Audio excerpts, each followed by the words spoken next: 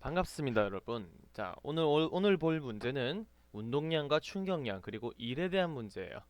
자, 요 문제들이 난이도가 높은 문제는 결코 아닌데, 그러니까 별로 어렵지 않은 문제들이지만 여러분이 그냥 이 문제를 풀고 그냥 이거 이렇게 되는가 보다 하고 그냥 넘어가 버리면은 제대로 된 풀이 방법을 배우지 않으면 나중에 개념에 있어서 좀 혼동이 생길 수가 있어요. 특히 요 문제 같은 경우에. 그러니까 풀이를 다들 듣는 걸 내가 권했었죠. 자, 한번 살펴봅시다. 먼저 1번. 질량 1kg인 공의 처음 속도가 10m/s였다. 바람이 불어서 공의 속도가 20m/s가 되었으면 충격량은 얼마인가? 우리가 배운 충격량 식은 먼저 여기서부터 시작했죠. F 델타 T. 자, 힘과 힘이 작용한 시간을 곱으로 표시를 했었는데 우리가 이것만 배운 게 아니라 다른 식도 배웠었죠. 이 식으로 할 수 없는 이유는 힘도 모르고 문제 제시가 안 돼 있고 그리고 시간도 모르기 때문이에요. 그렇다면 우리는 요 식을 써야겠죠. 충격량은 운동량의 변화량. 우리가 이거를 단위가 둘이 똑같은 걸로도 확인을 했었어요. 자, 운동량의 변화량은 계산을 해보면은 먼저 지금 보니까 바람이 불었을 뿐이지 공이 질량이 바뀔 만한 이유도 없고 문제 제시도 안 돼 있어요. 즉 운동량의 변화량은 속도의 변화량으로만 계산이 된다는 거죠. 이 질량의 변화는 우리가 지금 배우는 물리1 수준에서는 나오지 않을 거예요. 나중에 뭐 물리2나 아니면 대학교 물리 배울 때면 나올 겁니다. 자, 운동량의 변화량은 질량 1kg 곱하기 자, 속도의 변화량은 계산해야 되죠.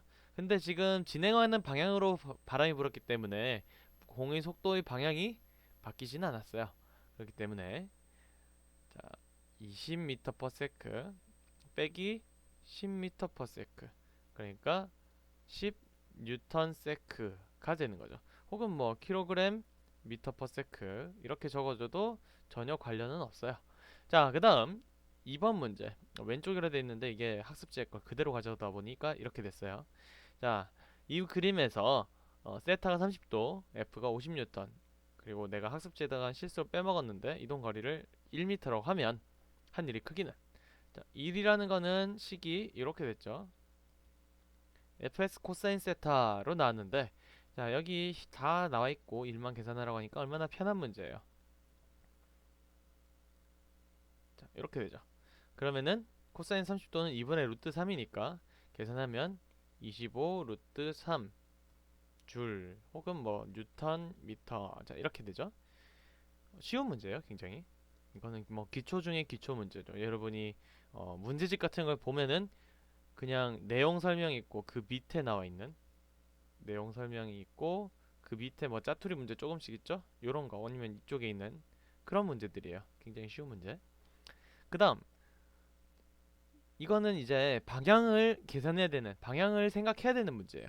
질량 M인 물체가 벽을 향해 2V의 속력으로 충돌 후 반대 방향으로 V 속력으로 튀어나왔다. 벽과 충돌하는 동안 벽으로부터 물체가 받은 힘 시간 그래프 아래의 넓이는 네모 MV다. 네모는 몇인가? 자, 이 문제는 우리가 이렇게 생각을 해봐야겠어요. 자, 문제에 딱히 방향이 제시가 되어 있지는 않지만 이 방향으로 EV 그리고 벽과 반대 방향으로 V의 속력으로 즉 방향을 생각했을 때 여기 플러스 여기 마이너스라고 먼저 여러분이 얘기를 해줘야 돼요. 이걸 얘기를 이거를 설정을 안 해놓고 문제를 답을 내놓으면은 문제 이제 채점하는 사람 즉 선생님 같은 경우는 이게 답이 방향을 어느 쪽으로 고려했는지 알 수가 없어요. 그렇기 때문에 여러분이 서술형할 때 꼭 이런 식으로 방향을 설정을 해줬다라는 거를 생각을 해줘야 돼요. 자, 그래서 이런 식으로 되면 나중 속도가 이거죠. 처음이 요거예요. 그러니까 여기 이 힘 시간 그래프 아래쪽의 넓이는 곧 요게 요 아래쪽의 넓이는 곧 충격량 I가 되죠. 자, 충격량은 우리 아까도 얘기했지만 델타 P 운동량의 변화량으로 얘기할 수가 있어요. 즉 M 곱하기 자, 나중 거 빼기 처음 거죠. 나중 거 빼기 처음 거니까 빼기 자, 이렇게 됩니다. 원래 이거 중괄호를 써야 되죠. 자, 이렇게 해주면은 이거 마이너스 V 빼기 마이너스 2V죠. 즉 마이너스 3MV예요. 그러니까 네모는 마이너스 3이다 라는 답을 낼 수가 있죠. 다음, 자, 이 질량 5kg 이건 별로 상관없는 얘기예요. 여러분이 이걸 질량 5kg을 보고 힘이 이렇게 되네, 등가속도 직선운동 어쩌고저쩌고 해서 구하면은 굉장히 힘들 겁니다. 그렇게 하면 안 되고, 요 힘 거리 그래프가 나와 있으니까 우리는 알고 있죠. 힘 거리 그래프의 밑넓이는 곧 1이라는 걸 알고 있어요. 그러니까 밑넓이를 계산하면, 자, 여러분 이거 삼각형 따로 계산하고 네모 따로 계산하고 여기 삼각형 계산하고 하면 또 오래 걸리죠. 이거는 뭐 문제를 풀 때 테크닉이죠. 요 삼각형이랑 이 삼각형은 합동이죠. 그러니까 요거를 이쪽에 집어넣으면은 정사각형이 된다는 얘기예요. 자, 그래서 요 파란색 말고 이제 빨간색으로 표기를 해보면 요 네모의 넓이가 곧 1이 된다는 거죠. 1 계산하면 몇이죠? 3m 곱하기 10N이니까 30줄이 답이 되겠어요. 이것도 그렇게 어려운 문제는 아니죠. 자, 마지막으로 요 문제는 이제 여러분이 정확하게 알고 풀어야 돼요. 먼저 이제 A와 B 밑넓이는 같다라고 되어 있는데 왠지 그럴 것 같다 해서 이걸 답으로 선택한 사람들이 있을 거예요, 분명히. 자, 이거를 정확하게 알아야 되는데 이걸 얘기하려면 조건이 있어요. 뭐 어떤 조건이 필요하냐? 자, 이 그래프의 밑넓이는 아까도 얘기했지만, 아이고 글자가 이상하네. 자, 밑넓이는 곧 충격량이죠. 즉 충격량은 아까도 얘기했지만 운동량의 변화량이에요. 그렇기 때문에 밑넓이가 같다는 거는 조건이 이 운동량 변화량이 같아야 된다는 거예요. 지금 보니까 질량이 같은 이란 조건이 있고, 같은 속력으로 등속도 운동이란 조건이 있고, 충도로에 정지했다는 조건이 있죠. 즉, 자, 속도가 처음에 같았어요. 그리고 등속도 운동하다가 상자의 충도로 정지했어요. 즉 나중 속도랑 처음 속도가 같아요. A와 B는 나중 속도하고 처음 속도가 동일해요.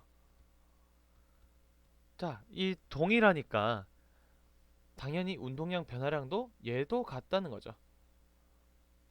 이거를 얘기를 해야, 그래야 기억이 맞다고 할 수 있는 겁니다. 알겠죠? 그냥 대충 찍으면 안 돼요, 여러분. 자, 그 다음 지금 보니까 B가 더 힘이 작용한 요 시간이 길죠. 즉 충돌 시간이 길다는 거는 뭔가 스펀지라든가 아니면 충격을 오랫동안 지속시켜줄 뭔가가 있어야 된다는 거예요. 즉 더 부드러운 물체라는 거죠, B가. 그래서 자동차 B 앞부분에 스펀지가 붙어 있었을 것이다. 네, 맞는 얘기입니다.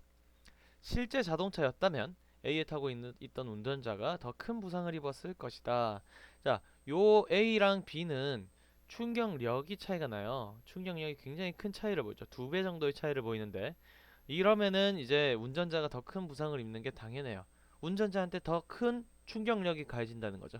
그러니까 더 아파요. 운전자 A에 타고 있던 운전자가 더 아야 한다는 겁니다. 자, 그래서 오늘 설명은 끝났어요.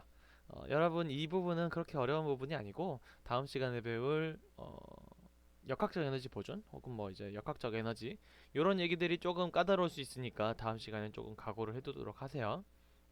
자, 고생했습니다.